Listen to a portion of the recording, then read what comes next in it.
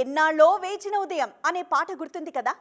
గుర్తుంది, కానీ ఈ పాట ఇప్పుడు మాకెందుకు చెప్తున్నారో అది చెప్పండి ముందు అనుకుంటున్నారు కదా. అక్కడికే వస్తున్నాం. ఈ పాట ఇప్పుడు హీరోయిన్కు బాగా అంటే బాగా సూట్ అయ్యేలా కనిపిస్తోంది. ఇంతకీ ఎవరా హీరోయిన్? ఆ ఉదయం కోసం ఆమె ఎందుకు వెయిట్ చేస్తుందో చూద్దాం పదండి.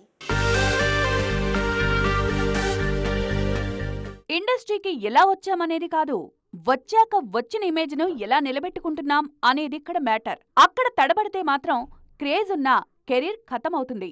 ఈ విషయంలో చాలా జాగ్రత్తగా ఉంటున్నారు శ్రీలీల. 2023లో హై స్పీడ్ చూపించిన ఈ బ్యూటీ ఈ ఏడాది జోరు కాస్త తగ్గించారు. కానీ లేటెస్ట్ గా మళ్లీ స్పీడ్ పెంచేశారు ఈ బ్యూటీ. శ్రీలీల మళ్లీ ఫామ్ లోకి వచ్చినట్లే కనిపిస్తోంది సీన్ చూస్తుంటే. గుంటూరు కారం తర్వాత అనుకోకుండానే లాంగ్ బ్రేక్ తీసుకున్నారు ఈ బ్యూటీ. మధ్యలో చదువుల కోసమని ఏ సినిమాకు సైన్ చేయలేదు. ప్రస్తుతం రవితేజతో చేస్తున్న మాస్ జాతర మాత్రమే సెట్స్ పై ఉంది. దీంతో పాటు నితిన్ రాబిన్హుడ్ కూడా పూర్తి చేశారు శ్రీలీల. 2024ను గుంటూరు కారంతో స్ట్రాంగ్ గా మొదలుపెట్టారు శ్రీలీల. సినిమా ఫలితంతో సంబంధం లేకుండా అందులో ఆమె క్యారెక్టర్ పేలింది.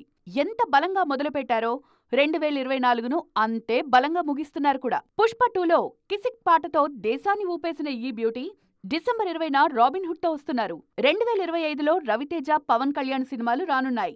వీటితో ఈమె ఫామ్ లోకి వచ్చినట్లే.